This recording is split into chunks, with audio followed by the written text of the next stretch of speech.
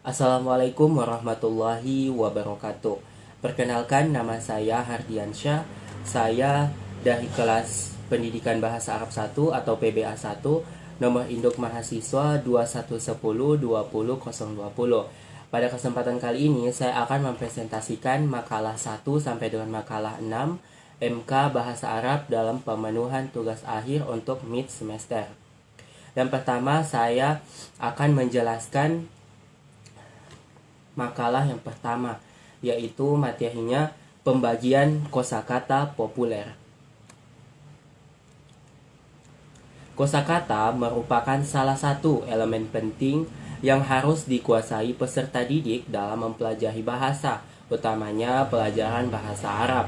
Penguasaan kosakata terhadap suatu kemampuan peserta didik dalam membuat kalimat juga termasuk dalam hal berkomunikasi atau keterampilan dalam bercakap. Kualitas keterampilan berbahasa seseorang tergantung pada kualitas dan kuantitas kosakata yang dimilikinya. Pembagian kosakata. Pembagian kata ada 3, yaitu isim, fiil, dan huruf. Isim atau kata benda adalah kata yang menunjukkan makna dan tidak terikat dengan waktu. Misalnya atau contohnya kitabun, baitun, dan zaidun. Yang kedua, fiil, kata kerja, adalah kata yang menunjukkan makna dan berhubungan dengan waktu. Fiil berhubungan dengan waktu jumlahnya ada 3, yaitu fiil madi, fiil amar, dan fiil mudhari. Yang ketiga, huruf. Huruf adalah kata yang tidak dipahami maknanya kecuali bersama dengan selainnya. Maksud dari pengertian ini kurang lebih menjelaskan bahwa huruf tidak memiliki makna kecuali bersanding dengan kalimat lain, baik itu isim maupun fiil. Pengenalan kosakata populer. Kosakata populer merupakan salah satu yang paling banyak digunakan oleh masyarakat Indonesia. Bahasa Arab memang menjadi bahasa familiar untuk sebagian masyarakat, utamanya yang beragama Islam. Seperti biasa kita mendengar kata inna lillahi wa inna ilaihi roji'un, yang mana kosakata tersebut sudah menjadi populer di Indonesia yang diucapkan ketika adanya suatu musibah atau kematian. Pengenalan dasar tentang fi'il.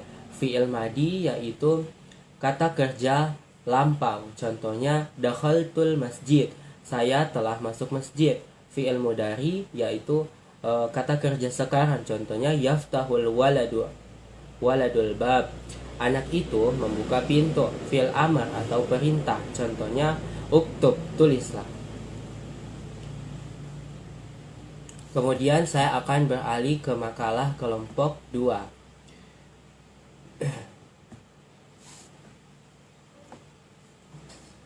Pada makalah kelompok 2 membahas tentang pembagian jenis isim dalam bahasa Arab. Isim adalah kata benda atau suatu kata yang tidak memiliki waktu. Contohnya madrasah, sekolah. Ciri-ciri isim bisa menerima tanwin seperti contoh yang ada di atas, madrasatun. Yang kedua, bisa menerima alif dan lam. Yang ketiga, bisa menerima huruf jar. Yang keempat, bisa bersambung dengan isim yang lain, membentuk kata majmuk. Contoh, Nasrullah, pertolongan Allah. Pembagian isim berdasarkan jenisnya. Berdasarkan jenisnya, kata benda dapat dibedakan menjadi kata benda jenis laki-laki muzakkar dan kata benda jenis perempuan atau mu'anas. Kata benda bentuk muzakkar adalah kata benda yang menunjukkan arti laki-laki, baik manusia, hewan, ataupun benda mati yang dikategorikan sebagai muzakkar. Contohnya ar-rujul, ar-rijal, seorang laki-laki. Yang kedua, isim mu'anas adalah kata benda yang menunjukkan arti perempuan, baik manusia, hewan, ataupun benda mati yang dikategorikan sebagai mu'anas. Contohnya Aisyah. Cara membedakan isim muzakkar dan mu'anas yaitu dengan membedakan jenis muzakkar dan muannasnya dengan mengelompokkan secara bahasa. Isim muannas dibagi menjadi memiliki ciri-ciri sebagai berikut. Diakhiri dengan ta marbuto. Kemudian jamak taksir dikategorikan sebagai muannas. Jamak taksir akan dibahas tersendiri pada bab-bab selanjutnya. Pembagian isim berdasarkan bilangannya, yaitu isim mufrad atau yang menunjukkan arti tunggal, baik muannas maupun muzakkar. Kemudian isim tasniyah, isim yang menunjukkan arti dua atau memiliki arti dua. Contohnya istazani, dua orang guru. Kemudian isim jamak adalah isim yang menunjukkan arti jamak atau lebih dari dua, baik muzakkar maupun muannas. Isim jamak lagi terbagi lagi menjadi isim jamak taksir, isim jamak salim. Nah, isim jamak salim terbagi menjadi isim jamak muzakkar salim dan muannas salim. Isim berdasarkan kejelasannya, yaitu isim nakirah, isim ma'rifah, dan juga isim mabni, isim alam, serta pembagian isim berdasarkan perubahan harokat akhir, yaitu isim mu'rab, kemudian isim alam. Seperti itu. Selanjutnya saya akan menjelaskan makalah dari kelompok 3.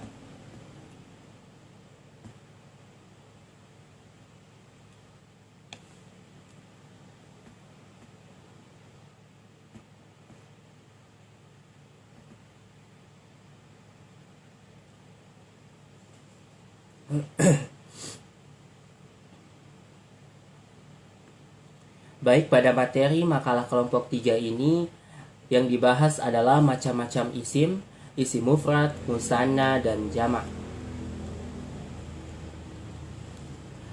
Isim mufrad. Mufrad yaitu bentuk tunggal atau yang menunjukkan suatu jumlah bilangan tunggal satu dan berlaku baik untuk muzakkar maupun muannas. Contohnya seorang muslim, al-muslimun. Musanna adalah seluruh isim yang menunjukkan jumlah bilangan ganda dua, baik itu kepada laki-laki muzakkar maupun kepada perempuan muannas. Jamak. Isim jamak adalah isim yang mengandung makna banyak, yaitu untuk menyatakan jumlah yang sama dengannya atau lebih dari 3. Jamak juga merupakan kata yang menunjukkan lebih dari 2 atau banyak. Jamak terbagi menjadi beberapa, yaitu jamak muzakkar salim, merupakan jamak yang bentuknya teratur, menunjukkan makna muzakkar banyak, atau suatu jamak yang dibentuk dari isim mufradnya dan digunakan untuk menunjukkan suatu jenis laki-laki. Contoh, muslimuna, orang muslim banyak, atau orang-orang muslim. Muslimuna, muslimina. Jamak muannas salim merupakan bentuk plural jamak yang teratur atau jamak yang dibentuk dari isim pada mufradnya yang dipakai untuk menunjukkan suatu jenis perempuan. Isim jamak muannas salim juga merupakan bentuk isim yang menunjukkan makna banyak bagi perempuan. Contoh, muslimatun, banyak muslimah. C. Jamak taksir. Jamak taksir adalah kata benda plural yang jumlahnya lebih dari 1 dalam bahasa Arab yang memiliki bentuk tidak beraturan. Meski tidak beraturan perubahannya, bukan berarti jamak taksir tidak memiliki pola. Contohnya, qalamun menjadi aqlamun, pulpen-pulpen. Adapun rumus pola wazan serta dari jamak taksir yaitu pola fi'lun, af'alu, kemudian fi'alun, fi'alun, dan masih banyak yang lainnya.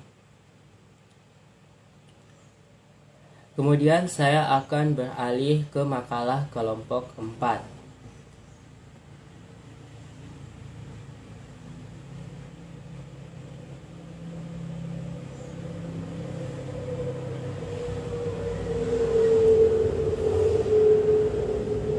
Yang mana pada makalah kelompok 4 ini berjudul macam-macam isim jamak. Macam-macam isim jamak berikut saya akan menjelaskannya.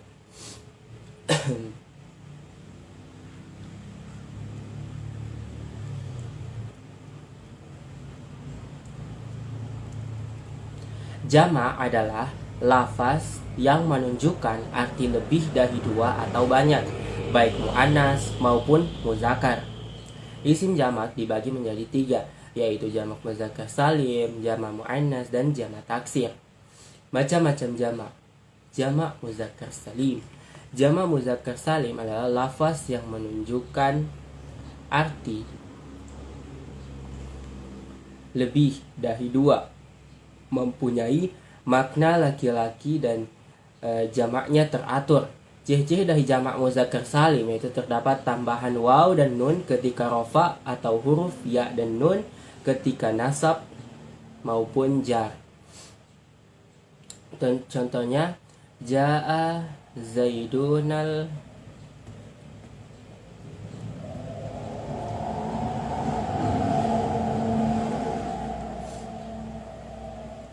Contohnya adalah jaa az-zaidunal karimuna.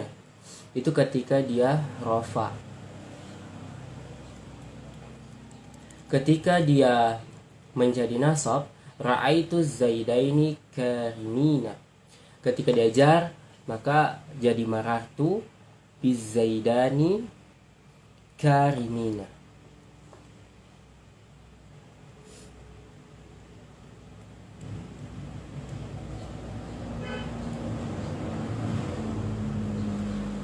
Kemudian syarat isim yang dijamak muzakkar salim adalah isim yang boleh dibuat jamak ada 2 macam, yaitu isim alam, kemudian isim sifat atau kata sifat. Syarat isim alam yang dijamak muzakkar salim adalah alam muzakkar, artinya isim harus nama laki-laki. Kemudian alam aqil, yaitu nama untuk makhluk yang berakal. Kemudian tidak ada taknis dalam lafalnya.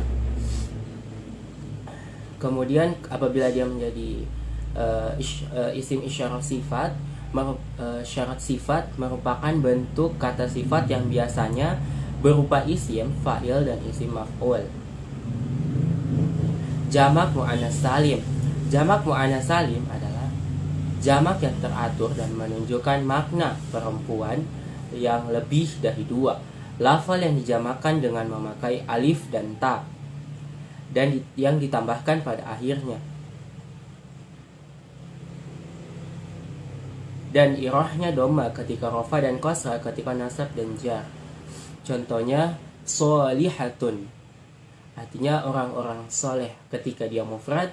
Ketika dia jamak menjadi solihatin, solihatun, orang-orang soleh. Syarat jamak muannas salim yaitu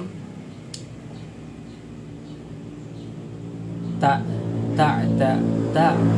atau muannas. Ada 3 macam, yaitu fil lafzi wal makna, ta'nis pada lafal dan makna, fi al makna faqat, ta'nis pada maknanya saja, kemudian fil lafzi faqat, ta'nis pada lafalnya saja.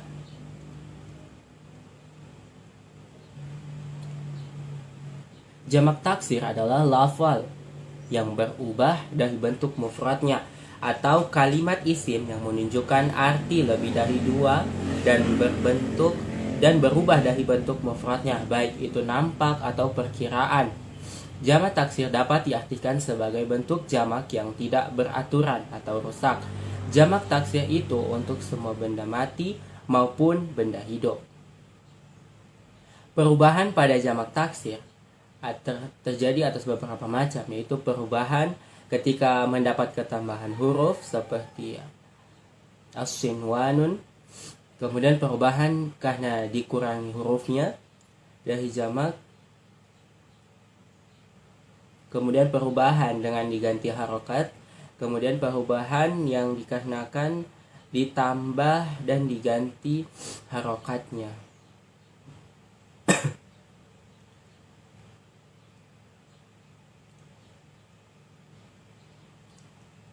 Kemudian saya akan beralih ke makalah kelompok 5.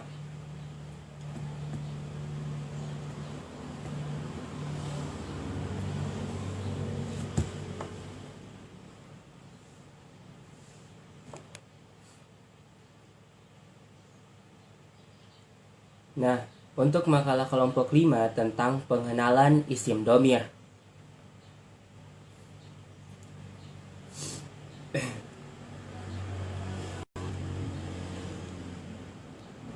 Agama Islam adalah agama yang lahir di negeri Arab.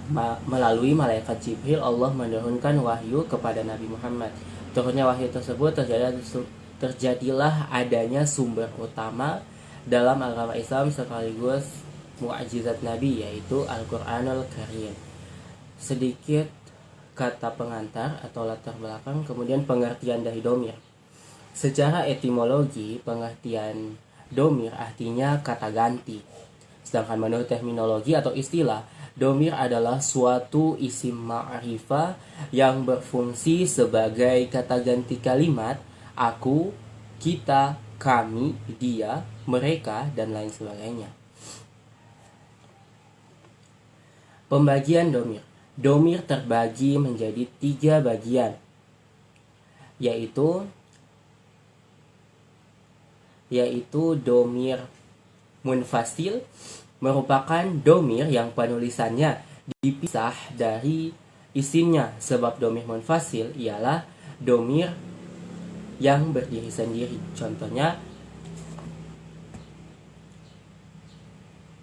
Contohnya adalah huwal thalib, dia laki-laki, dia seorang pelajar laki-laki.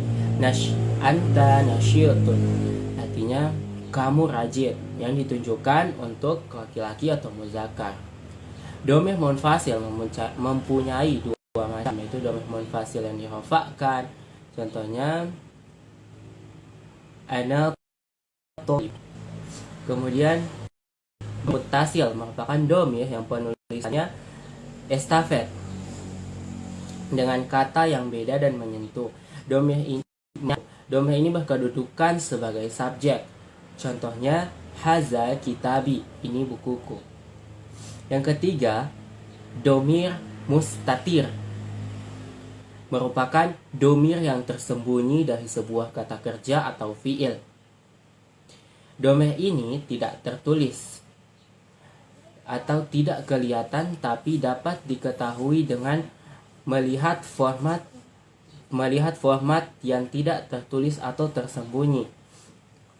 Domir dikelompokkan menjadi 3 macam, yaitu mutakallim yang terbagi menjadi mufrad, mustanna, dan jamak.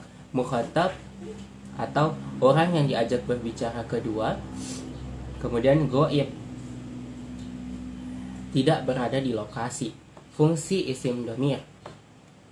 Domir berfungsi untuk menggantikan atau mewakili penyebutan sesuatu atau seseorang maupun sekelompok benda atau orang. Contohnya isim ma'rifah. Ahmad yarhamu al-aulad, artinya Ahmad menyayangi anak-anak. Domir juga berfungsi sebagai subjek dan juga sebagai objek. Ketentuan dan kedudukan isim domir. Domir dapat menempati status rafa, nasab, dan jar. Apabila dibaca rafa, maka kedudukannya sebagai mubtada, khobar fa'il atau naibul fa'il isim kana. Apabila dibaca nasab, maka kedudukannya sebagai maf'ulun bih. Kemudian kita akan beralih ke makalah kelompok 6 sebagai makalah penutup atau makalah yang terakhir. Judul materi mereka adalah macam-macam isim isyarah.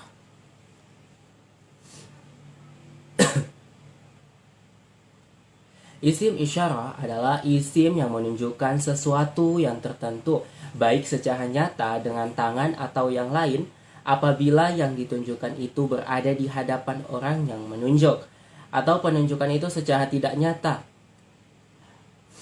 Apabila yang ditunjuk itu memang tidak nyata atau sesuatu yang ditunjuk itu tidak berada di hadapan orang yang menunjuk tersebut. Macam-macam isim isyarat berdasarkan jamak. Secara umum, kata tunjuk isim isyarat terbagi ke dalam dua bagian, yaitu kata tunjuk untuk yang dekat, haza hazihi, kemudian kata tunjuk jauh, zalika tilka. Kemudian berdasarkan jumlah bilangan, isim isyarat terbagi menjadi mufrad, kemudian musanna, dan juga jamak. Mufrad terbagi lagi menjadi haza hazihi, musanna menjadi haza nahatana, jam'u menjadi jamak menjadi hazihi dan tilka. Kata tunjuk untuk tunggal atau mufrad menunjukkan kata haza dan hazihi, untuk dekat tilka, zalika tilka, untuk menunjuk hal-hal yang jauh adalah tilka, zalika dan tilka. Kata tunjuk untuk dua atau musanna seperti hazani kitabani, ini dua buku. Hatani majallatani, ini dua majalah. Sedangkan bila isim yang ditunjuk itu adalah jamak lebih dari dua, maka bila isim yang ditunjuk adalah tidak berakal, maka baik isim muzakkar maupun muannas menggunakan hazihi untuk menunjuk yang dekat dan tilka untuk menunjuk yang jauh.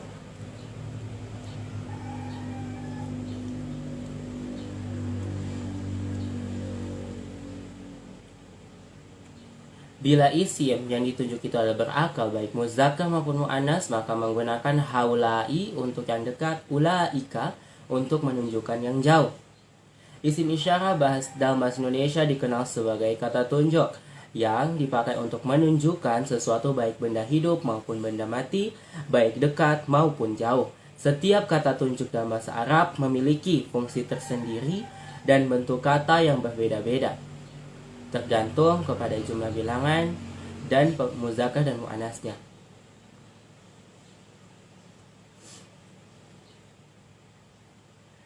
Sekian pemaparan yang dapat saya sampaikan, semoga bermanfaat dan utamanya sebagai bahan untuk menyelesaikan tugas mata kuliah bahasa Arab. Sekian dari saya, syukron jazilan, wassalamualaikum warahmatullahi wabarakatuh.